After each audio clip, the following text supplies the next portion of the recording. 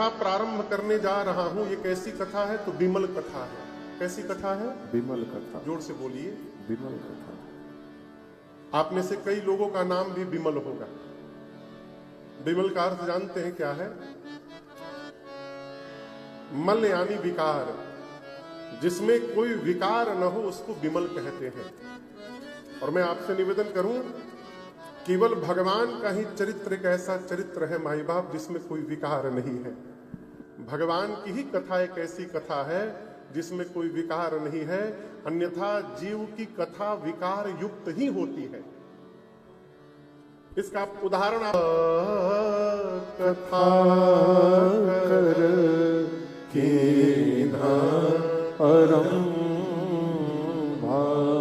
गोस्वामी जी कहते हैं मैं विमल कथा को प्रारंभ करने जा रहा हूं। सुनने से क्या होगा? सुनता न साही काम मद दंभ। मनुष्य के जीवन के काम, मद, दंभ, अहंकार, लोभ, ये जितने विकार हैं ये धीरे धीरे करके धीरे धीरे समाप्त होंगे। इस ग्रंथ का नाम गोस्वामी जी ने रामचरितमानस रखा। क्या रखा? सामान्य भाषा में हम और आप रामायण रामायण कहते हैं, परंतु ये रामचरितमानस है। इसके पीछे भी कारण है। गोस्वामी जी इस बात की घोषणा करते कि रचना मैंने नहीं की है।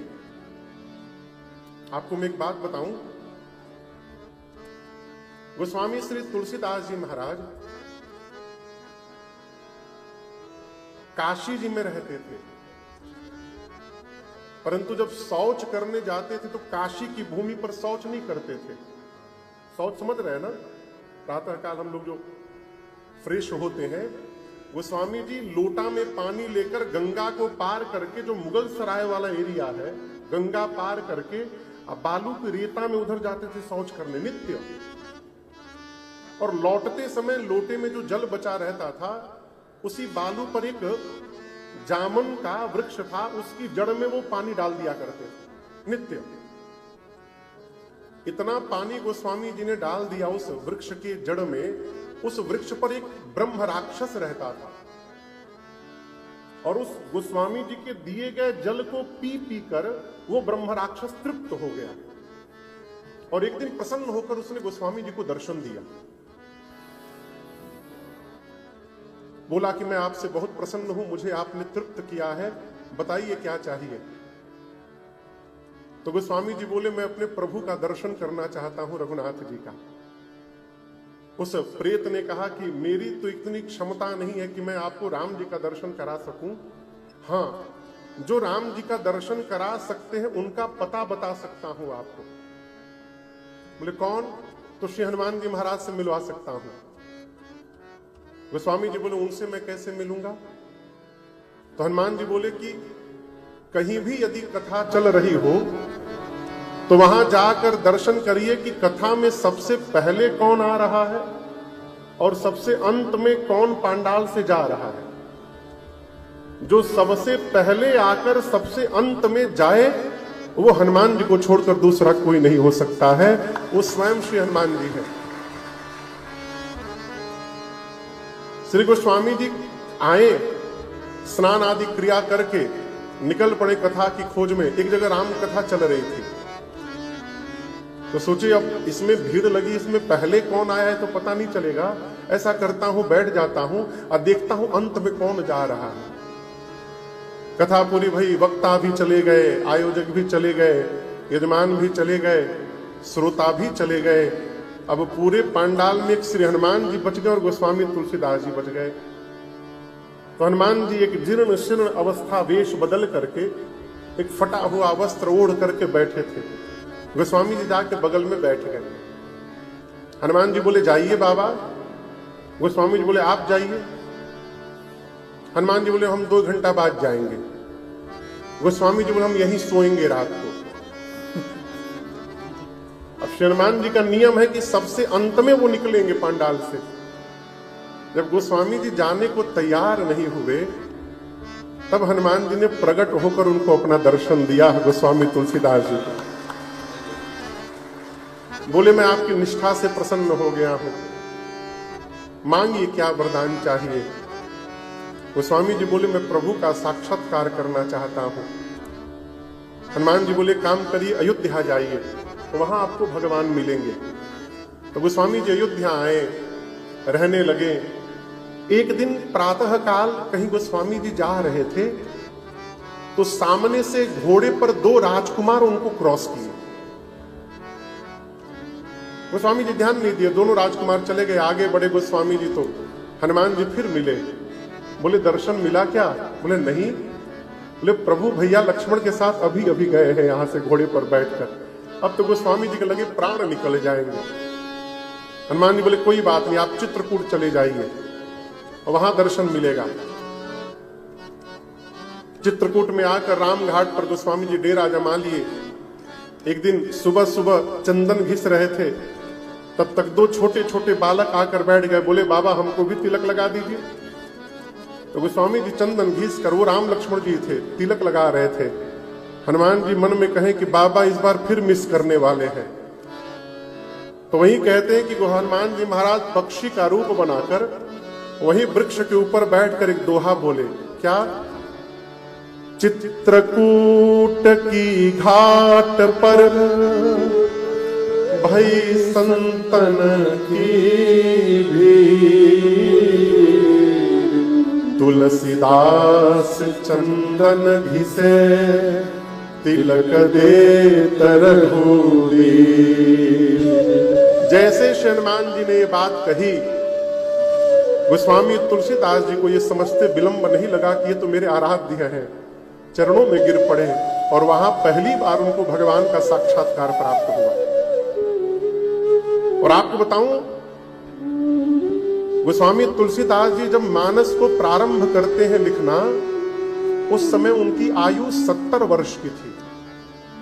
एक गोस्वामी जी का पद है, लिखा है ना, निकाल कर रखिए। कितनी उम्र थी उनकी? जोर से बोलिए। उस अवस्था तक गोस्वामी तुलसीदास जी महाराज 3 बार संपूर्ण भारत की पैदल परिक्रमा कर चुके थे। कितनी बार? 3 बार। इतना ही नहीं, भगवान बद्री विशाल का साक्षात दर्शन प्राप्त हुआ। हनुमान जी का दर्शन मिल गया था, राम जी का दर्शन मिल गया था। उसके बाद केदारनाथ में भगवान महादेव का आशीर्वाद मिला, काशी में भगवान विश्वनाथ का आशीर्वाद मिला, व्यास गुफा में साक्षात श्री व्यास भगवान ने उनको दर्शन दिया बद्रीनाथ के पास। इतना कुछ होने के बाद सद्गुरुओं के मुख से नाना पुराण निगमागम सम्मतम यद रामायणे निगदितम क्वचिदन्यतोपि, इतना श्रवण करने के बाद संवत 1631 में, कब? जोर से बोलिए। अभी 2082 चल रहा है, संवत, सन नहीं, संवत, हिंदू कैलेंडर 2082 चल रहा है। 1631 में, आज से 451 वर्ष पहले, ठीक 451 साल पहले, रामनवमी के दिन अयोध्या की धरती पर बैठकर जिस दिन परमात्मा अवतार लेते थे, उसी दिन में 12 बजे गोस्वामी तुलसीदास जी ने रामचरितमानस को लिखना प्रारंभ किया। रामचरितमानस का प्राकट्य रामनवमी के दिन हुआ है, इसलिए भगवान का साक्षात अवतार है। ये राम जी का साक्षात वांगमय स्वरूप है। तो गोस्वामी जी पहले मिला, गोस्वामी जी पहले मानस को संस्कृत में लिखना प्रारंभ किया। किस भाषा में? और आपको सुनकर आश्चर्य लगेगा, गोस्वामी जी दिन भर लिखे, रात को सोए, अगले दिन फिर उसके आगे लिखने गए तो देखे दिन में कल जो लिखा था वो मिट गया अपने आप। भोजपत्र पे लिखते थे गोस्वामी जी, भोजपत्र पर। दूसरे दिन फिर दिन भर लिखे, अगले दिन फिर वो फिर मिट गया। ऐसे चला 7 दिन। अब गोस्वामी जी की समझ में ना आवे कि हो क्या रहा है। शाही इतनी कमजोर तो है नहीं कि रात भर में उड़ जाए। 7वें दिन गोस्वामी तुलसीदास जी को भगवान शंकर ने और मां पार्वती जी ने दर्शन दिया और गोस्वामी जी को आदेश दिया कि गोस्वामी जी आप मानस की रचना संस्कृत में न करिए, क्योंकि आगे आने वाले समय में, भविष्य में संस्कृत समझना सबके बस की बात नहीं रह जाएगी। इसलिए आप इसको गांव की भाषा में लिखिए।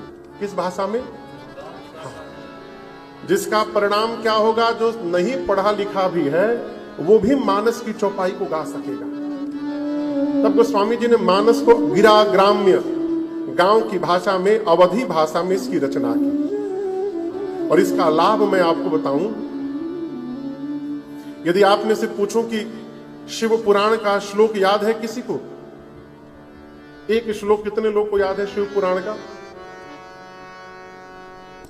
हम भी नहीं हाथ उठा रहे, हमको भी नहीं याद है। अच्छा, भागवत जी का एक श्लोक कितने लोग को याद है? एक लोग खड़े हैं केवल। हाँ।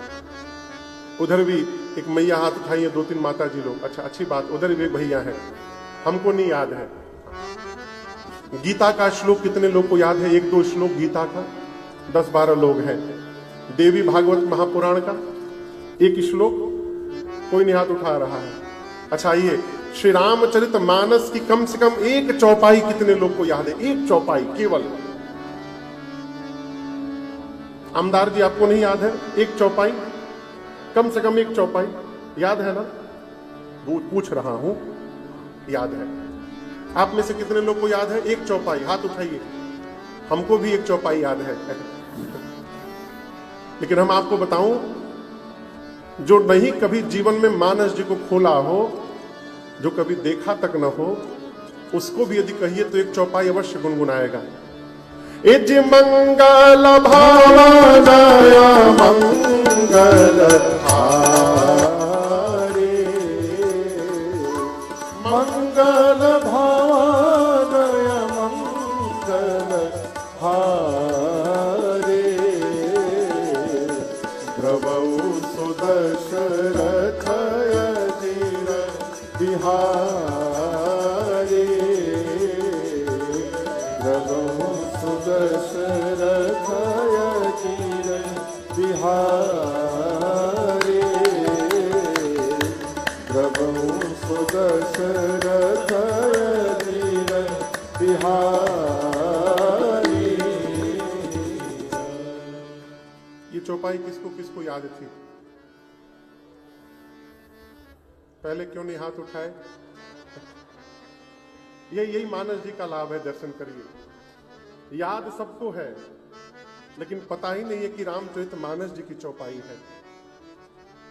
हम और आप जो दोहा पढ़ते हैं, श्री गुरु चरण सरोज निज मन मुकुर सुधार, बरनौ रघुवर विमल जस, जो दायक फल सार। ये दोहा भी श्री रामचरितमानस की अयोध्या कांड का पहला दोहा है। ये हनुमान चालीसा का दोहा नहीं है, ये रामचरितमानस के अयोध्या कांड का प्रथम दोहा है। यहां से उठा करके वहां जोड़ दिया गया। गोस्वामी जी को भगवान शंकर ने कहा, आप गिरा ग्राम्य भाषा में लिखिए। गोस्वामी जी ने अवधि में मानस को पूर्ण किया। और आपको बताऊं, जब पूरा करके गोस्वामी जी मानस जी को लेकर काशी जी में पहुंचे। काशी जी जानते हैं ना आप लोग? बोलिए हाँ। तो उस समय काशी के जो विद्वान पंडित लोग थे, वो इस मानस के विरोध में खड़े हो गए। बोलिए, ग्रंथ तो हो ही नहीं सकता, है तो गांव की भाषा में लिखा गया है, ग्रंथ संस्कृत में होता है, ये ग्रंथ नहीं है। गोस्वामी जी बोले, मैंने लिखा नहीं है, भगवान विश्वनाथ लिखवाया है मुझसे बोल करके, मैंने अपने मन से नहीं लिखा है, तो बाबा ने लिखवाया है। पंडित बोले, हम मानेंगे नहीं। तो उस समय के एक बहुत बड़े विरक्त सन्यासी महात्मा थे काशी में, बहुत विद्वान। पंडितों ने कहा कि अगर वो कह देंगे तो हम लोग इसको ग्रंथ स्वीकार कर लेंगे। तो गोस्वामी जी गए, प्रति लेकर सभी लोग उस विद्वान महापुरुष के पास काशी गए। उन्होंने प्रति रखी और पूरे मानस जी को उन्होंने पढ़ा। और पढ़ने के बाद जो विरोध कर रहे थे पंडित, उनको बुलाकर बोले, देखिए, श्री रामचरितमानस यदि गोस्वामी तुलसीदास जी महाराज तुलसी का पौधा है उन्होंने उपमा क्या दी पढ़ने के बाद? गोस्वामी तुलसीदास जी यदि तुलसी के पौधा है तो जिस प्रकार पौधे पर मंजरी होती है ना, मंजरी, तुलसी पर मंजरी लगी है, दर्शन करिए। बोले यदि गोस्वामी जी तुलसी के वृक्ष पौधा है तो उस गोस्वामी तुलसीदास जी रूपी तुलसी के पौधे पर ये श्री रामचरितमानस मंजरी के समान है, जिस पर भगत रूपी भंवरे सदैव मंडराते रहेंगे। उन्होंने प्रमाणित कर दिया, ग्रंथ है। इस पर भी विद्वानों को भरोसा नहीं हुआ। विद्वान बोले नहीं नहीं, सन्यासी सन्यासी आपन आपन पार्टी बना के एक दल हो गए ये लोग, हम नहीं मानेंगे, विश्वनाथ जी कहेंगे तो मान लेंगे। तो गोस्वामी जी बोले ठीक है। तो जो काशी विश्वनाथ जी का मंदिर है, उसी मंदिर के गर्भगृह में सबसे नीचे पंडितों ने रामचरितमानस को रखा। उसके ऊपर 18 पुराण रखे, 4 वेद रखे, और रखने के बाद मंदिर के पट को रात में बंद कर दिया गया। सारे विरोध करने वाले पंडित वहीं बैठे रहे कि गोस्वामी जी रात में कहीं हेर फेर न कर दे कुछ। और गोस्वामी जी कोने में बैठकर रात भर रोते रहे और एक ही बात कहते थे, बाबा राखो लाज हमारी। बाबा गोस्वामी तुलसीदास जी रोते रहे।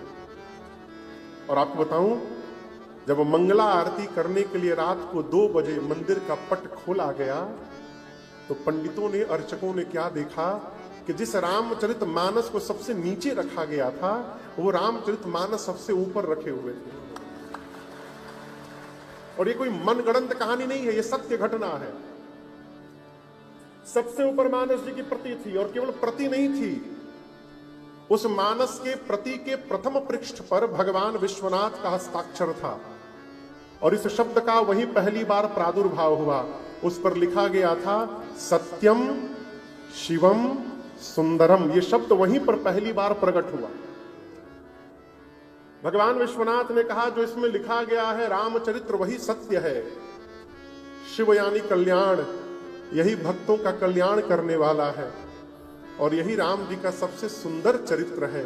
जब विश्वनाथ जी ने प्रमाणित कर दिया, तब जाकर गोस्वामी तुलसीदास जी को लोग वंदन किए और मानस जी को सिर पे धारण की। तो गोस्वामी जी कहते मैंने इस ग्रंथ की रचना नहीं की।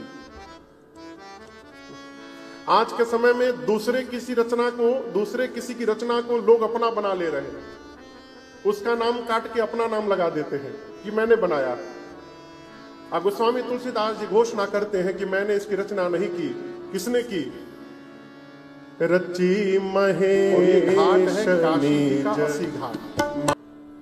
अब गोस्वामी जी कहते हैं मैं आप लोगों को वो कथा सुनाने जा रहा हूं जो तीर्थराज प्रयाग में श्री याज्ञवल्क्य मुनि ने श्री भरद्वाज जी को सुनाई थी।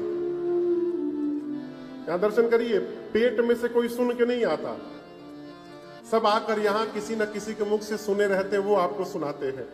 तो गोस्वामी जी कहते हैं मैं कौन सी कथा सुना रहा हूं जो तीर्थराज प्रयाग में याज्ञवल्क्य मुनि ने भरद्वाज जी को सुनाई थी। ये मानस का दूसरा घाट स्थान है तीर्थराज प्रयाग। प्रयाग आप लोग जानते हैं? बोलिए। अच्छा, गए भी हैं? तब अच्छी बात है। एक बार मैं हरियाणा में कथा गा रहा था तो वहां किसी से पूछा अयोध्या आप में से गए हैं? तो एक श्रोता ने बोला महाराज कौन से राज्य में है अयोध्या? बहुत पहले की बात।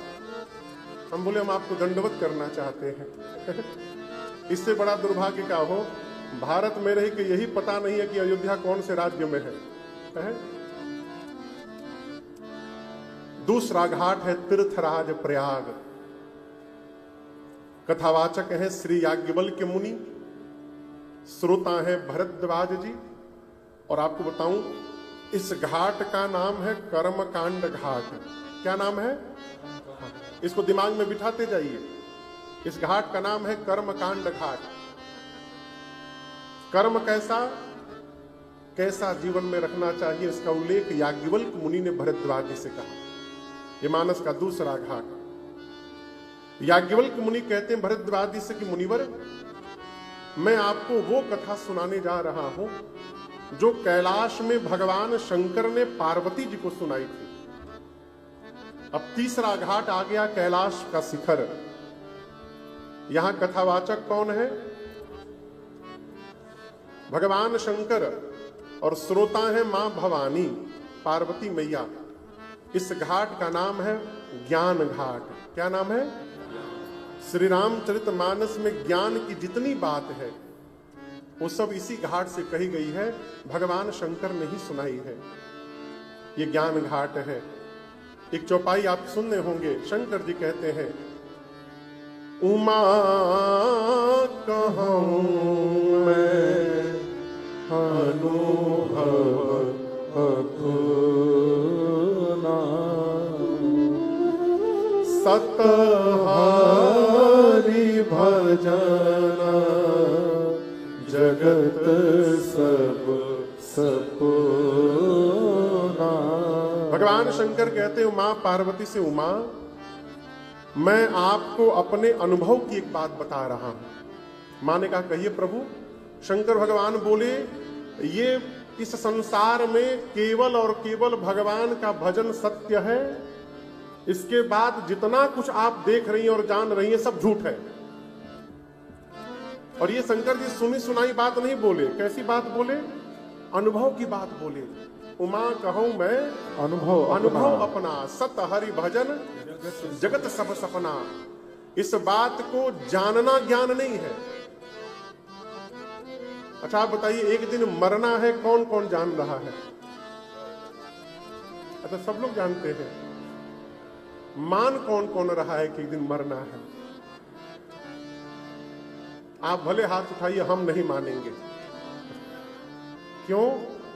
जिस दिन जीव ये मान लेगा कि एक दिन मरना है, उसी दिन से सारा विद्रोह समाप्त हो जाएगा। एक एक फुट छोड़िए, 2 उंगल जमीन के लिए भाई से केस लड़ी रहे, ये मान रहे कि एक दिन जाना है। वो जमीन ना भाई लेके जाएगा ना आप लेके जाइएगा, लेकिन जो वस्तु यही छूट जाएगी उसको लेकर परिवार में तनाव किए बैठे हैं। हम मान रहे हैं कि केवल जान रहे हैं। मरना जान लेना ज्ञान नहीं है, इसको मान लेना ज्ञान है। भगवान का भजन सत्य है, इसको जानना ज्ञान नहीं है, इसको स्वीकार कर लेना ये ज्ञान है। अज्ञान में अवस्थित होना बिना भगवत कृपा के संभव नहीं है। शंकर जी ज्ञान पीठ के वक्ता हैं। ये मानस का तीसरा घाट है, स्थान है कैलाश, वक्ता है बाबा, श्रोता है स्वयं मां भवानी, और इस घाट का नाम है ज्ञान घाट। भगवान शंकर मां पार्वती से बोले, देवी मैं वो कथा सुनाने जा रहा हूं आपको जो नीलगिरी पर्वत में श्री कागभुशुंडी जी महाराज ने श्री गरुड़ जी महाराज के प्रति गाई थी। अब चौथा घाट आ गया नीलगिरी पर्वत, हिमालय में है। यहां कथावाचक कौन है? कौआ महाराज। कौआ, कागभुशुंडी जी कथावाचक है कौआ। श्रोता कौन है? तो गिद्ध। भगवान जिन पर चलते हैं गरुड़ जी, वो सामने नीचे बैठे हैं श्रोता बन करके। गरुड़ जी महाराज प्रधान श्रोता है।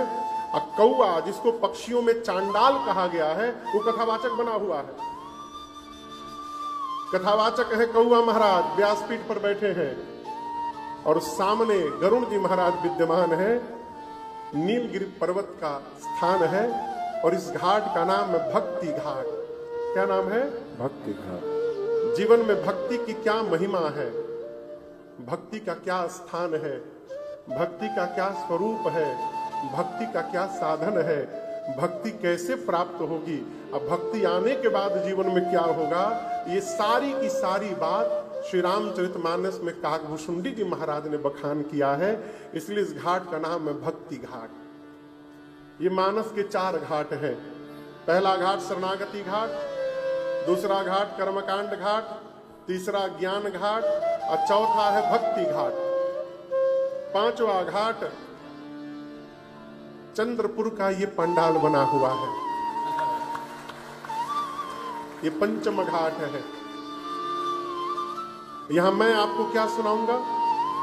तो श्री रघुनाथ जी की कृपा से जितना मैंने सुना है, जैसी मेरी बुद्धि है और इन चारों घाटों के वक्ताओं ने जो कथा कही है उसको समेट करके आज से लेकर आने वाले 9 दिनों तक यहां से मैं आपको सुनाने का प्रयास करूंगा, आपको समझाने का प्रयास करूंगा। हमारे पूज्य महाराज श्री महिमा गाते हैं। क्या गाते हैं? आइए हम और आप मिलकर गाते हैं।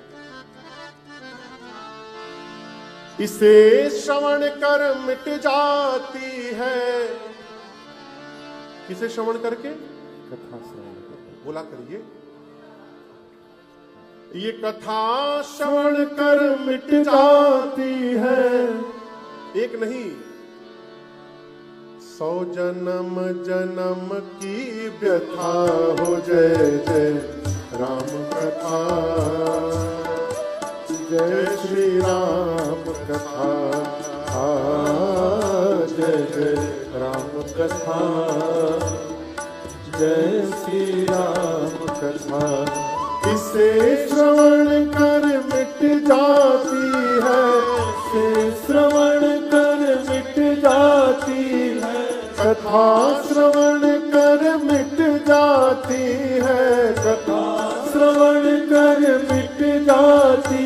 100 जन्म जन्म की व्यथा हो। जय जय राम कथा, जय श्री राम कथा, जय जय राम कथा, जय श्री राम कथा।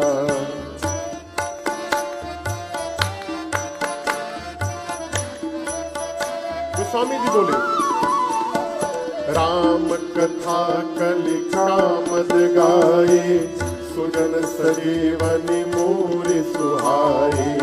राम कथा कलिका मद गाए, सुजन सजीवनी मूरि सुहाई।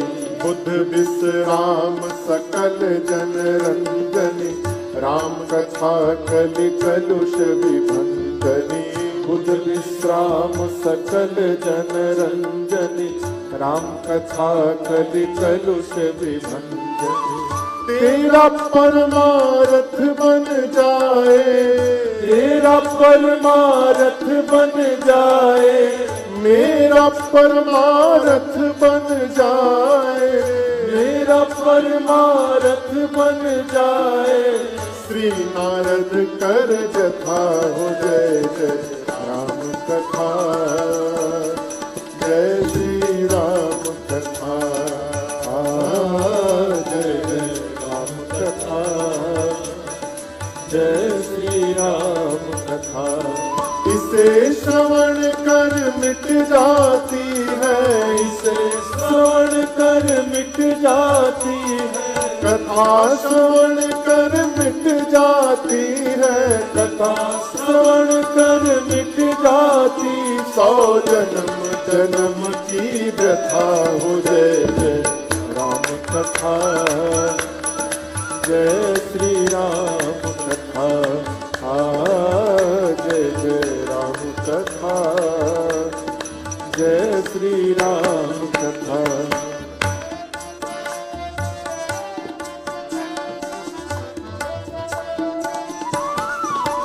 दूसरे घाट पर श्री याज्ञवल्क्य मुनि ने महिमा गाई। महामोह महिषेष विशाला, राम कथा कालिका कराला। महामोह महिषेष विशाला, राम कथा कालिका कराला। राम कथा शशि किरण समाना, संत चकोर करहि जेहि पाना। राम कथा शशि किरण समाना, संत चकोर करहि जेहि पाना। पीकर तू भी अमर हो जाए, पीकर तू भी अमर हो जाए। गाकर तू भी अमर हो जाए, गाकर तू भी अमर हो जाए। श्री हनुमंत यथा। जय जय राम कथा, जय श्री राम कथा,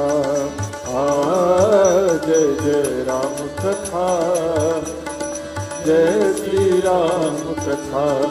इसे श्रवण कर मिट जाती है, इसे श्रवण कर मिट जाती है, कथा श्रवण कर मिट जाती है, कथा श्रवण कर मिट जाती। 100 जन्म जन्म की व्यथा हो, जय जय राम कथा, जय श्री राम कथा। जय जय राम कथा, जय श्री राम कथा।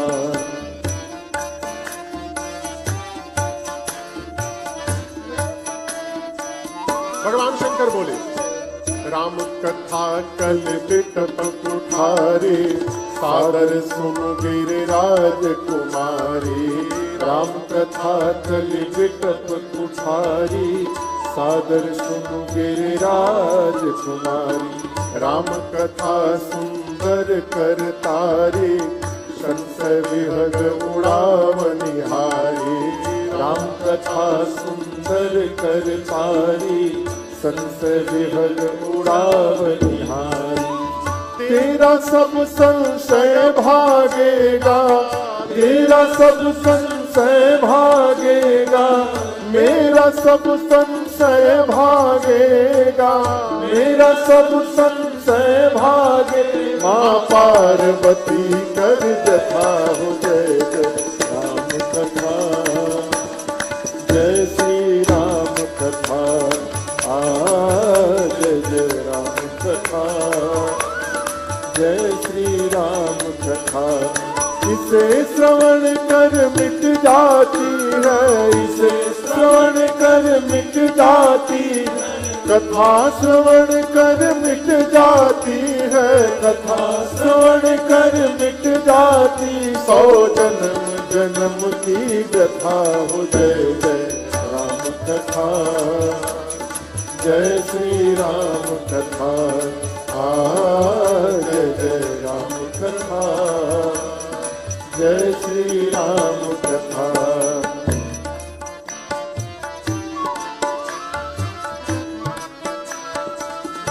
चौथे घाट पर वक्ता है गोस्वामी तुलसीदास जी, काकभूषुंडी जी, और श्रोता है गरुड़ जी महाराज। 3 घाट पर तो कथावाचक ने महिमा गाया, लेकिन चौथे घाट पर उल्टा हो गया। जैसे मान लीजिए हम कथा गाने के लिए बैठे हैं, तब तक आदरणीय आमदार जी मुख्य यजमान है, श्रोता है, ये मंच पर आवे कथा के पहले माइक लेके खुदे कथा बांचने लगे। अब मैं यहां बैठा हूं। ठीक ऐसी ही घटना भई चौथे घाट पर। भगवान युद्ध में लंका में नाग पास में बंध गए, सांप के बंधन में राम जी लक्ष्मण जी बंध गए। नारद जी ने गरुड़ जी से कहा कि भगवान आप भगवान के वाहन हैं, अरे भगवान नाग पास में बंधे हुए हैं और सांप आपका भोजन है गरुड़ जी, तो जाइए सांपों को खा जाइए और भगवान को बंधन से खोल दीजिए। गरुड़ जी आए, भगवान को बंधन से तो मुक्त किए, लेकिन मुक्त करने के बाद सोचने लगे, भव बंधन से छूटई नर जप जाकर नाम, खरब निशाचर बांधई नाग पास सोई राम। जिस भगवान का नाम भव बंधन से जीव को मुक्त करता है, उस भगवान को ये राक्षस बांध दिए, संभव हो नहीं सकता। ऐसा नहीं हो सकता, ये भगवान नहीं है, भ्रम हो गया हो, भगवान हो ही नहीं सकते। नारद जी के पास गए, नारद जी ने कहा आपको बीमारी ने पकड़ लिया, ब्रह्मा जी के पास जाइए। ब्रह्मा जी ने कहा मेरे पास भी ट्रीटमेंट नहीं है, शंकर जी के पास जाइए। शंकर जी के पास गए तो शंकर जी बोले देखिए आपको लंबे सत्संग की आवश्यकता है, आप जाइए नीलगिरी पर्वत, वहां काकभूषुंडी जी रहते हैं, और उनके मुख से जब आप राम कथा सुनिएगा ना तो आपका सारा भ्रम समाप्त हो जाएगा।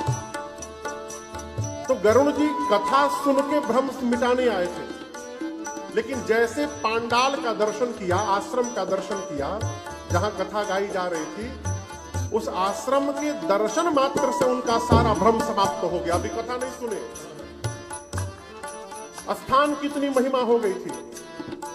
काकभूषुंडी जी ने पूछा क्यों आए हैं, तो गरुड़ जी महिमा गाए, सुनहु तात जेहि कारण आयौ, सो सब भयऊ तरस तब पायऊ, सुनऊ तात देहि कारण आयऊ, सो सब भयऊ तरस तब पायऊ। देख परम पावन तब आश्रम, गयो मोह संशय नाना भ्रम। देख परम पावन तब आश्रम, गयो मोह संशय नाना भ्रम। अब श्री सादर तात सुनावहु मोहि, सादर मोहि सादर तात सुनावहु मोहि। बार बार बिनवो प्रभु मोहि, राम कथा जय श्री राम कथा, जय जय राम कथा, जय श्री राम कथा। इसे श्रवण कर मिट जाती है, इसे श्रवण कर मिट जाती, कथा श्रवण कर मिट जाती है, कथा श्रवण कर मिट जाती। 100 जन्म जन्म की व्यथा हो, जय जय राम कथा, जय श्री राम कथा, जय जय राम कथा, जय श्री राम कथा, जय जय राम कथा, जय श्री राम कथा, जय जय राम कथा, यही है राम कथा। चारों घाट पर वक्ताओं ने अपने अपने श्रोता के सम्मुख कथा की महिमा गाई, लेकिन आपको सुनकर ये बड़ा आश्चर्य लगेगा कि कथा वही है लेकिन महिमा सबने अलग अलग बताई। एक एक पुड़िया होता है ईनो की, आप लोग जानते हैं, बोलिए उसको पीने से क्या होता है? हाँ, अच्छा, चंद्रपुर में भी गैस समाप्त हो जाता है। ओहो, हम सोचे थे केवल कलकत्ता में पीने से गैस समाप्त होता है। आप धरती के किसी भी कोने में किसी भी डॉक्टर से किसी से भी पूछिएगा कि इनो पीने से क्या होगा, तो यही कहेगा इनो ऑन एसिडिटी गॉन। इनो पीने से एसिडिटी समाप्त हो जाएगी। लेकिन श्री रामचरितमानस में जितने डॉक्टर हैं, जितने वक्ता हैं, वो सब कह रहे हैं कि रामचरितमानस रूपी दवाई को यदि कान से पिया जाएगा तो ये सब एक जैसा उत्तर नहीं दे रहे कि ऐसी ऐसी बीमारी चली जाए, सबके अलग अलग उत्तर है। कोई कह रहा है एसिडिटी गायब हो जाएगी, कोई कह रहा है बुखार चला जाएगा, कोई कहता है दर्द खत्म हो जाएगा, कोई कहता है पेट गुड़गुड़ाना ठीक हो जाएगा। गोस्वामी तुलसीदास जी महिमा गाए तो कहते हैं, राम कथा कली कामद गाई। गाई यानी गाय। श्री राम जी की कथा कलयुग में कामधेनु के समान है। क्या है? कामधेनु के समान है। जो इच्छा करिएगा मन में, ये राम कथा उसको पूरी करती है। समय लगेगा लेकिन पूरी अवश्य करेंगी। ये गोस्वामी जी का अपना निज अनुभव है। राम कथा कली कामद गाई, सुजन सजीवनी मोरी सुहाई। सज्जनों के लिए राम जी की कथा संजीवनी बूटी के समान है, जो मूर्छित जीव को भी चैतन्यता प्रदान कर दे, ऐसी ये राम जी की कथा है। सुजन सजीवनी मोरी सुहाई, ये गोस्वामी तुलसीदास जी कहे। वहीं याज्ञवल्क्य ऋषि भरद्वाज से कहते, मुनिवर ये राम जी की जो कथा है ये काली माँ के समान है। अभी मैं यहाँ पर आया तो कोई कह रहा था रास्ते में कि महाराज ये महाकाली की भूमि है। ऐसा है क्या? माँ महाकाली की धरा है ये। तो गोस्वामी जी याज्ञवल्क्य ऋषि कहते हैं कि राम जी की कथा काली माँ के समान है। राम कथा कालिका कराला, वो भी काली जी सौम्य रूप में नहीं, विकराल रूप में काली मैया है। जिस प्रकार मां के विकराल रूप ने महिषासुर का अंत कर दिया था, महिषासुर को देखे हैं आप लोग? अरे बताइए, अरे सही में नहीं पूछ रहा हूं, मूर्ति में पूछ रहा हूं, फोटो में। सही में कहां से देखिएगा? फोटो में, मूर्ति में देखा है ना। महिषासुर का वध कौन करता है? मां करती है, दुर्गा मैया करती है। तो याज्ञवल्क्य मुनि कहते हैं जीवन में मोह 6 बीमारी है। काम, बोलते जाइए मेरे पीछे, काम, क्रोध, मद, मोह, लोभ, और छठे का नाम है मत्सर। मत्सर यानी ईर्ष्या। ये 6 की 6 बीमारी आपके भीतर भी और मेरे भीतर भी है। आप ये ना सोचिएगा कि मैं राम कथा गा रहा हूं तो मेरे भीतर बीमारी नहीं है, हमारे भीतर भी है। 6 की 6 बीमारी है। और इन सभी बीमारियों की मम्मी का नाम है मोह। क्या नाम है? मोह के कारण कामनाएं जन्म लेती हैं। बेटे से यदि मोह है तो मन करेगा कि बेटा बड़ा आदमी बन जाए, और जो दूसरे का बेटा है उससे तो मोह नहीं है ना, तो उसके प्रति कोई भाव नहीं जगा होगा कि बड़ा आदमी बने। ये तौलिया है, इससे मोह यदि है, ये तौलिया फट जाएगी तो आपको दर्द होगा? बोलिए, नहीं होगी। क्यों? ये आपका नहीं है। आपकी तौलिया फटेगी तब आपको दर्द होगा। इसके फटने से मुझे दर्द होगा क्योंकि मेरी तौलिया है। अब दर्द क्यों होगा? इसके साथ जो मेरा मोह लगा है, उस मोह के कारण दर्द है। और मोह के कारण कामनाएं जन्म लेती हैं। कामना यदि पूरी हो गई तो लोभ जन्म लेता है। आप समझिएगा कैसे ये मोह सभी बीमारियों की मम्मी है। मोह के कारण कामना ने जन्म लिया, कामना पूरी हो गई तो लोभ जन्म लेगा, और हो और हो और हो।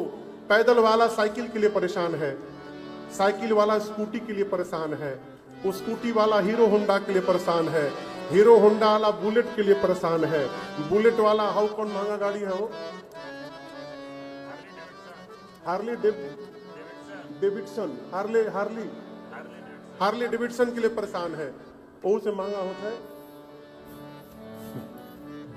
हाँ आगे बढ़िए। हाँ, 2 चक्का वाला 4 चक्का के लिए परेशान है, भले अल्टो हो जाए। अल्टो वाला क्रिस्टा के लिए परेशान है, क्रिस्टा वाला फॉर्च्यूनर के लिए परेशान है, फॉर्च्यूनर वाला बीएमडब्ल्यू के लिए परेशान है, बीएमडब्ल्यू वाला हेलीकॉप्टर के लिए परेशान है, हेलीकॉप्टर वाला चार्टर्ड प्लेन के लिए परेशान है। कोई संतुष्ट नहीं है। इस मोह के कारण कामना ने जन्म लिया। सरकार, कामना पूरी हुई, लोभ ने जन्म लिया। कामना पूरी नहीं भई, क्रोध ने जन्म लिया। कामना से ही लोभ क्रोध दोनों है। कामना पूरी हो गई, लोभ बढ़ेगा, नहीं पूरी भई, क्रोध बढ़ेगा। मोह, काम, क्रोध, लोभ। कामना पूरी हो गई है, मेरे जैसा कोई करके दिखाने वाला, मद हो गया, मद हुआ ना, अहंकार। और वही हमारे जैसा कोई दूसरा दिखा दिया तो उससे जलन हो गई, मत्सर हो गया। तो घूम फिर कर आइएगा तो इन सभी बीमारियों के जड़ में कौन बैठा है? मोह। तो स्वामी जी कहते हैं, मोह सकल व्याधि न कर मूला। ये जो मोह है सभी बीमारियों की जड़ है। मोह होना चाहिए, समाप्त नहीं होगा, लेकिन मोह कितना होना चाहिए इसकी भी सीमा होनी चाहिए। बिना मोह के आप जगत में, परिवार में व्यवहार ही नहीं कर सकते। लेकिन मोह इतना ना हो जाए कि द्वेष जन्म ले ले, ईर्ष्या जन्म ले ले। अपने बेटे को प्रेम करना चाहिए, लेकिन अपने बेटे को इतना प्रेम ना करने लगे कि दूसरे के बेटे से ईर्ष्या होने लगे। इतना प्रेम सही प्रेम नहीं है। तो गोस्वामी जी कहते हैं, याज्ञवल्क्य मुनि ने कहा, भरद्वाज जी, जब मोह जीवन में विकराल रूप धारण कर लेता है तो उस विकराल मोह रूपी महिषासुर का वध करने के लिए श्री राम जी की कथा साक्षात काली मैया के समान खड़ी हो जाती है और उस मोह रूपी महिषासुर का अंत कर देती है। ये राम जी की महिमा है। साल में एक बार त्योहार आता है, शरद पूर्णिमा। आप लोग जानते हैं? बोलिए।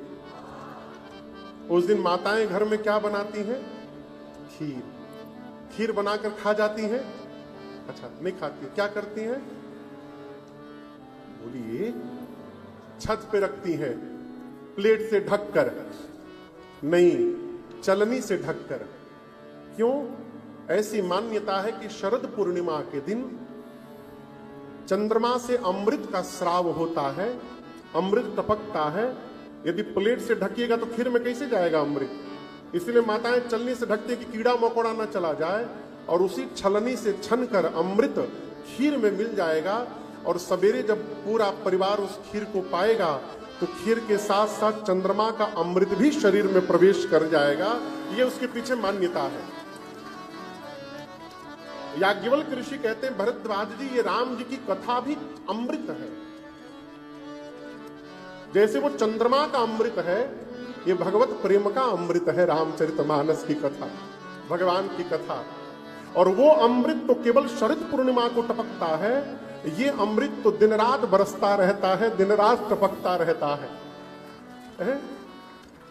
जिस भगत की जिह्वा, जिस भगत के कान चकोर बन करके दिन रात इस अमृत का पान करते रहते हैं, उन भक्तों का कल्याण करने के लिए राम जी की कथा चंद्रमा के अमृत के समान है, जो दिन रात बरसता रहता है। ये दूसरा घाट था। तीसरे घाट पर भगवान शंकर ने महिमा गाई। कहा, देवी, राम कथा कली बिटप कुठारी, राम कथा कली बिटप कुठारी, सादर सुनो गिरिराज कुमारी, सादर सुनो गिरिराज कुमारी। राम कथा सुंदर करतारी, राम कथा सुंदर करतारी, संशय बेहग उड़ावनिहारी, संशय बेहग उड़ावनिहारी, संशय बेहग उड़ावनिहारी।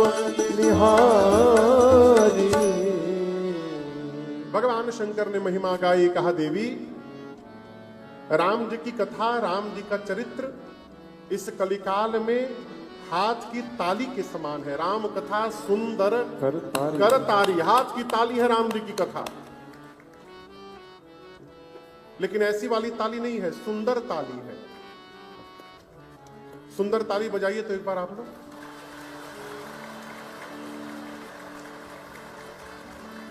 ये भी सुंदर ताली नहीं है। सुंदर ताली वो जो ताल पर गिरे।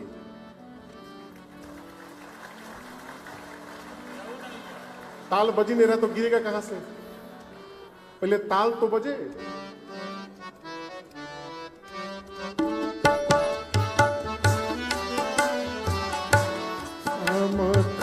ये सुंदर ताली है। सुंदर करतारी, राम कथा सुंदर करतारी, संशय विभाग उड़ावनिहारी, संशय विभाग उड़ावनिहारी। भगवान शंकर बोले, राम जी की कथा हाथ की सुंदर ताली है। मां ने कहा, प्रभु, कथा की तुलना ताली से क्यों कर रहे हैं आप? शंकर जी ने कहा, देवी, मान लीजिए इस पांडाल में बहुत सारे पक्षी आकर के बैठ जाएं और आप धीरे धीरे गए उनके बीच में और जा करके ताली बजा देंगे तो क्या होगा?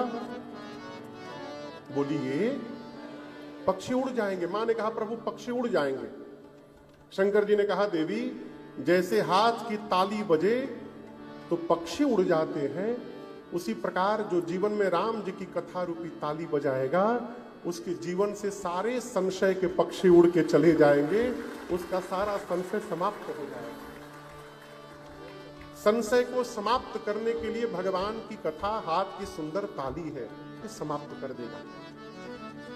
ये तीसरे घाट पर महिमा बताई गई। और चौथे घाट की महिमा मैंने आपको निवेदन किया। काकभूषुंडी जी महाराज ने गरुड़ जी को कथा सुनाया, लेकिन उसके पहले गरुड़ जी ही महिमा, 4 घाट पर कही गई महिमा गोस्वामी तुलसीदास जी थे। अब इसका मैं आपको क्या उत्तर दूं, महापुरुषों ने अनेक भाव बताए हैं, लेकिन आप दर्शन कितने होते हैं सप्ताह में? 7। रंग कितने होते हैं? 7। गोस्वामी जी का चिंतन है, किसी भी रंग का जीव क्यों ना हो, गोरा हो, काला हो, सांवला हो, भूरा हो, भारत का हो, बांग्लादेश का हो, इंडिया का हो, कहीं का हो, ऐसा लगता है कि एक एक कांड को स्मरण करके बाबा ने एक एक श्लोक की रचना की। तो गोस्वामी जी 7 श्लोक लिखे। पहले श्लोक में बाबा कहते हैं, वर्णानामर्थ संघानां रसानां छन्दसामपि मंगलानां च कर्तारो वंदे वाणी विनायको। गोस्वामी जी कहते हैं पहले श्लोक में ही एक साथ भगवान गणपति और मां सरस्वती पर मेरे पर एक साथ कृपा करी। ऐसा क्यों? क्योंकि मां सरस्वती बोलने की देवी है, बोलने की कला देती है, और भगवान गणपति बुद्धि दाता है। बोलने का ढंग हो जाए और बुद्धि ना हो ना, तो जो नो बोलने योग्य बात है वो भी मुख से निकल जाए। और कितना भी बुद्धि हो, बोलने का ढंग ही नहीं है तो फिर इस बुद्धि का कोई लाभ नहीं। कई लोग अपने घर में बहुत चिल्ला चिल्ला के बात करते हैं, जोर जोर से। हम मंच पे खड़ा करा के माइक हाथ में पकड़ा दीजिए ना, तो पूरा शरीर करंट के झटका नियर कांपत है, बोल ही नहीं पाएंगे। और कई लोग तो माइक पकड़ ले तो उनको माइक बंद करके छुड़वाना पड़ता है, तो छोड़ने का नाम ही नहीं लेते, बोलते ही रहते हैं, जौन मन में आवे तौने बोलेंगे। गोस्वामी जी कहते हैं कि आप दोनों, सरस्वती मैया और गणपति भगवान, दोनों मिल करके मेरे पर कृपा करिए एक साथ, जिससे मैं राम जी के चरित्र की गाथा को पूर्ण रूप से लिख सकूं। इसलिए पहले श्लोक में गणपति भगवान और मां सरस्वती को वंदन किया। दूसरे श्लोक में बाबा कहते हैं, भवानी शंकरो वंदे श्रद्धा विश्वास रूपिणो याभ्यां विना न पश्यन्ति सिद्धः स्वान्तः स्थमीश्वरम्। गोस्वामी जी कहते हैं कि मां पार्वती और भगवान शंकर को एक साथ वंदन करता हूं। क्यों? पार्वती जी श्रद्धा है और भगवान शंकर विश्वास है। भवानी शंकरो वंदे। कौन भवानी शंकर? तो श्रद्धा विश्वास रूपिणो। देखिए, आप कोई भी काम करिए, आपके द्वारा किए गए कार्य पर यदि आपकी श्रद्धा नहीं है और आपका स्वयं का विश्वास नहीं है, तो आप कितना भी यत्न कर लीजिए, आपका कार्य पूर्ण होने वाला नहीं है। और जिसमें हम और आप गोता लगा रहे हैं, तो पार्वती जी श्रद्धा है और भगवान शंकर विश्वास है। इसलिए गोस्वामी तुलसीदास जी ने दूसरे श्लोक में मां पार्वती और भगवान शिव को वंदन किया। तीसरे श्लोक में फिर से भगवान शिव को वंदन करते हैं, लेकिन तीसरे श्लोक में जगत गुरु के रूप में वंदन करते हैं।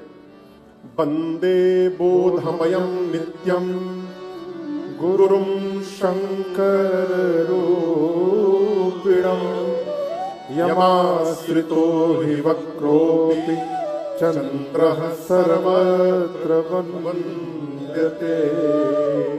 तीसरे श्लोक में पुनः एक बार भगवान शिव को वंदन किया, लेकिन इस बार जगत गुरु के रूप में वंदन किया। भगवान विश्व के गुरु हैं, तुम त्रिभुवन गुरु वेद बखाना।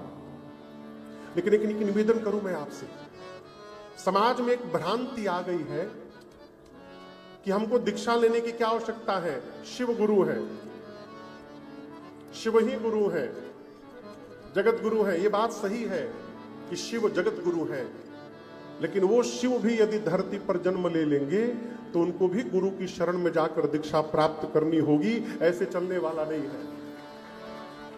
तो जो दीक्षा लिया है नहीं लिया है, सबके गुरु शिव हैं, त्रिभुवन के गुरु हैं, लेकिन उसके बाद भी प्रत्यक्ष रूप से यहां पर सदगुरु की शरण में जाना पड़ेगा।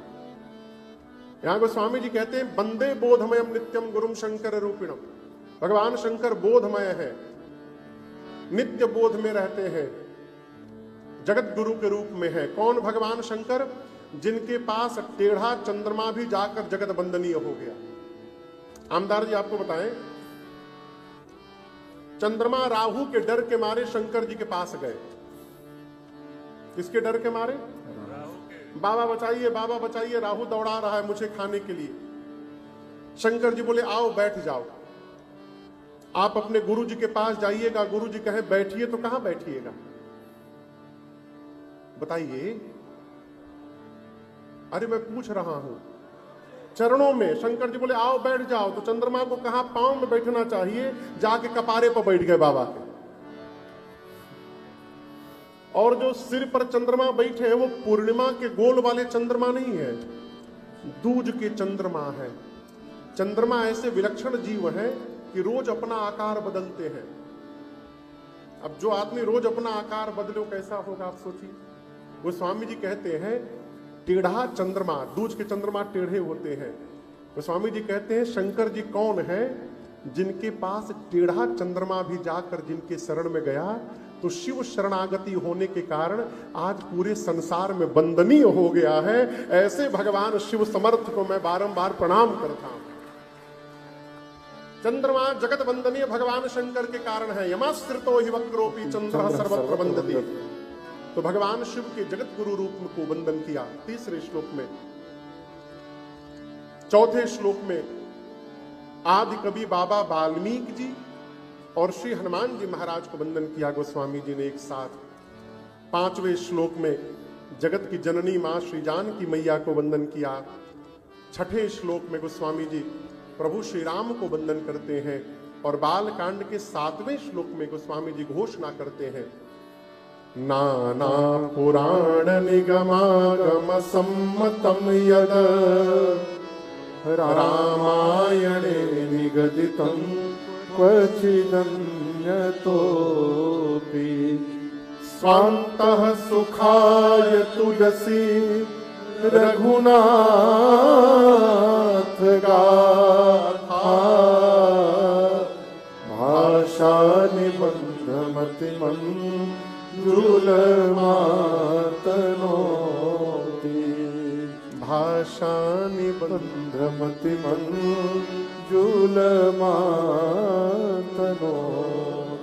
गोस्वामी जी कहते हैं नाना पुराण 18 पुराण, 18 उपपुराण, 4 वेद, 4 उपवेद, 6 शास्त्र, इनके अलावा जितने रामायण हुए, रामायण की संख्या कितनी है? 100 करोड़ से ऊपर। कितनी है? 100 करोड़ से अधिक रामायण लिखे गए।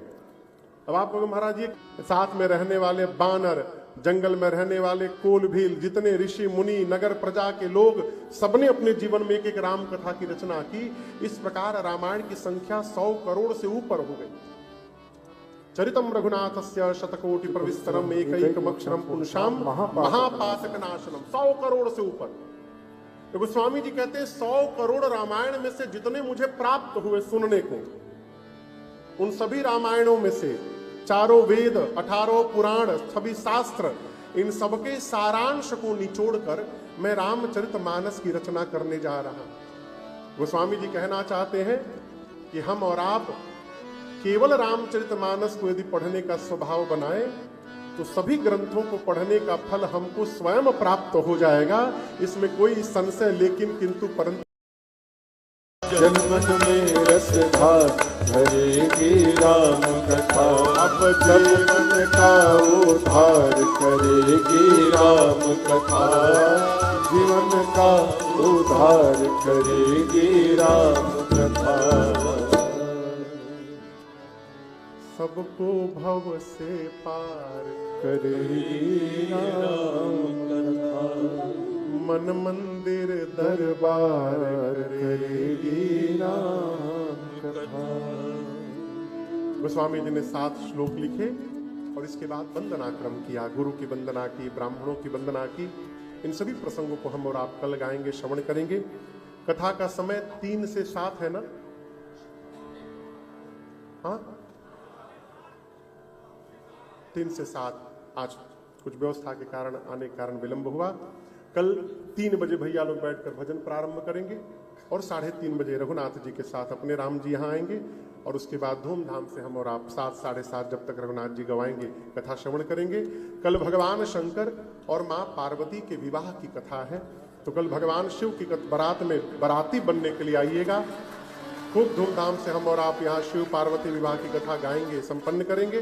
कल मिलते हैं, तब तक के लिए हरे राम राम राम सीता राम राम राम, हरे राम राम राम सीता राम राम राम, हरे राम राम राम सीता राम राम राम, हरे राम राम सीता राम राम राम, हरे राम राम राम सीता राम राम राम, हरे राम राम राम सीता राम राम राम, सीता राम राम राम सीता राम राम राम, हरे राम राम राम सीता राम राम राम, सीता राम राम राम सीता राम राम राम। सभी लोग अपने दोनों हाथ ऊपर उठावें और एक साथ कहिए हरे राम राम राम हरे हरे, हरे कृष्ण कृष्ण कृष्ण हरे हरे। कथा विसर्जन आज की प्रभु शंभुनाथ हनुमान, राम लखन श्री जानकी सदा करो कल्याण। सियावर रामचंद्र भगवान की जय, बाल कृष्ण भगवान की जय, उमापति महादेव की जय, श्री हनुमान जी महाराज की जय, आज के आनंद की जय। जय जय श्री सीताराम।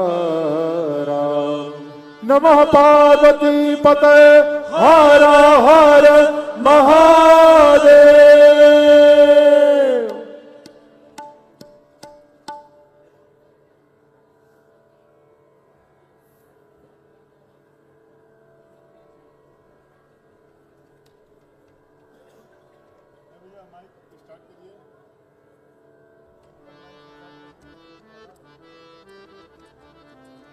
हेलो, जय सिया राम। आवाज में थोड़ा कमी है। राम नाम का जय घोष ऐसा होना चाहिए कि श्री लखमापुर हनुमान जी यहाँ 9 दिवसीय राम कथा महोत्सव में हम चांदा क्लब ग्राउंड को लखमापुर धाम का स्लोगन दिए हैं, इसलिए बोले जय श्री राम। आदरणीय परम पूज्य हमारे गुरुवर, देश और दुनिया और हम तो कहेंगे कि पूरे विश्व के रामचरितमानस राम कथा के हमारे दृष्टिकोण से देखा जाए तो इतने सरल और संगीतमय स्वर से सजाने वाले, जन जन तक रामचरित महिमा बताने वाले हमारे बीच आज यहाँ पर प्रथम दिवसीय कथा लेकर परम पूज्य राजन जी महाराज, उनका स्वागत आप जोरदार तालियों द्वारा कीजिए। और साथ में हमारा सौभाग्य है, हम लोगों ने 4 वर्ष पूर्व विनय भैया से संपर्क करके कथा आयोजन के लिए निवेदन किया था, लेकिन कथा हमको मिला 2 वर्ष बाद। चुनाव के वजह से महाराज जी ने बताया कथा कैंसिल करनी पड़ी थी और फिर 2 वर्ष बाद हमको यह कथा मिली है। और सबसे मुख्य बात यह है कि यह कथा पूरे चंद्रपुर के सर्व सनातन धर्मावलंबियों की ओर से है। और इस कथा के मुख्य जजमान, उनके लिए तो ताली नहीं रुकनी चाहिए। आदरणीय आमदार सुधीर भाव मुंगंटीवार, हमारी भाभी सपना ताई मुंगंटीवार और उनके साथ डॉक्टर, उनकी पुत्री शालिका बिड़वई मुंगंटीवार और डॉक्टर उनके जमाई तन्मयी बिड़वई और उनकी पोती कुमारी शुरवी। भाव के लिए इसलिए तालियां बजाइए कि भाव राजनीतिक तौर से नहीं, जब जब धर्म की जरूरत पड़ी है, भाव ने महाराज श्री से बताना चाहूंगा कि अयोध्या में जो राम मंदिर का जो यहां से काट गया, यहां का सगवान गया, दरवाजे खिड़की भाव के माध्यम से संपूर्ण चंद्रपुर वासियों की ओर से हमने यहां पे काष्ठ पूजन करके अयोध्या राम मंदिर में भेजा। आइए, मैं सबसे पहले आरती से पहले मैं यहां पर आमंत्रित करना चाहता हूं और हम लोग निवेदन करेंगे महाराज श्री से कि हमारी ओर से और महाराज श्री की ओर से आदरणीय भाव के पूरे परिवार को हम सम्मानित करेंगे। लखमापुर धाम में गए थे एक प्रसाद रूप से, तो आइए आदरणीय भाव इधर महाराज जी भाव से आशीर्वाद लेंगे। और मैं जिनका जिनका नाम लूंगा, आज के उत्सव जजमान स्वर्गीय बसंत जी भाई सूचक परिवार की ओर से हमारे मनु भाई सूचक, उनके परिवार मंच पे आ जाएं महाराज जी से आशीर्वाद लेने के लिए। श्रीमती लीलावती घनश्याम व्यास जी भूतड़ा परिवार की ओर से आ जाएं, आज के उत्सव जजमान हैं। और दैनिक जजमान श्री नरेश जी जैन की ओर से जो आए हुए हैं, वो महाराज जी से आशीर्वाद लेने के लिए मंच पे आ जाए। श्री प्रदीप भाई ठक्कर परिवार मंच पे आ जाए, महाराज जी से आशीर्वाद ग्रहण करें। श्री हसानी परिवार मंच पे आ जाए और महाराज जी से आशीर्वाद ग्रहण करें। श्री प्रवीण भाई जानी परिवार, आप मंच पे आइए और महाराज जी से आशीर्वाद प्राप्त कीजिए। उसके बाद आज के हमारे मुख्य जजमान आदरणीय सुधीर भाव मुंगंटीवार और हमारी सावित्री देवी अग्रवाल और उत्सव जजमान ऊपर आ जाइए, उत्सव जजमान मंच पे आ जाए आरती के लिए और आशीर्वाद भी ले लीजिए। और नागेश भैया अग्रवाल और भाभी जी आरती के लिए आ जाइए।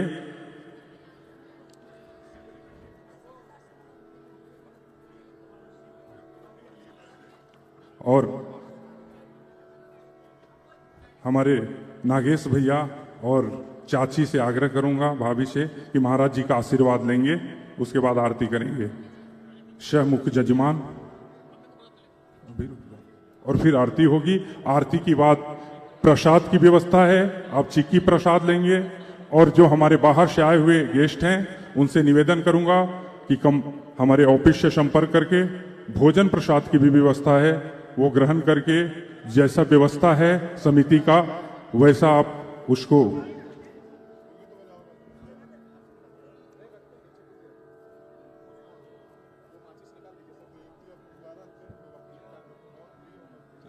थोड़ा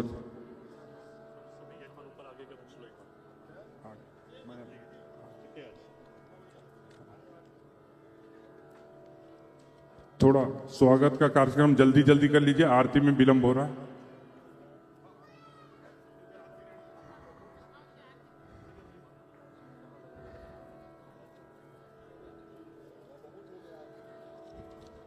और आज के मुख्य हमारे समाज के मातंग समाज के दो लोग मंच के सामने आ जाए, बौद्ध समाज के दो लोग मंच के सामने आ जाए और वाल्मीकि समाज से दो लोग मंच के पास आ जाएं आरती के लिए, और श्री वैष्णव समाज से दो लोग आरती के लिए आगे आ जाएं, और श्री सुदर्शन समाज से दो लोग जो पदाधिकारी हैं आरती के लिए मंच के समीप आ जाएं। और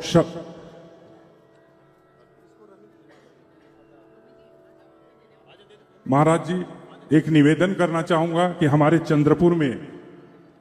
चंद्रपुर के भगवत आचार्य जो अनेकों शहर गांव में जाकर भागवत करते हैं, बड़ा ही सूक्ष्म से हमारे मनीष भाई जी महाराज यहाँ पर मौजूद है पूरी कथा में। मैं उनसे भी निवेदन करना चाहता हूं कि आरती और महाराज जी के दर्शन के लिए आप मंच पे आइए। मैं दिनेश भाई से निवेदन करूंगा कि महाराज श्री को पहले महाराज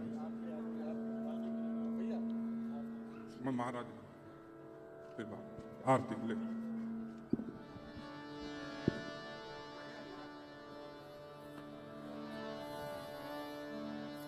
हरति सब आरती आरती राम की, हरति सब आरती आरती राम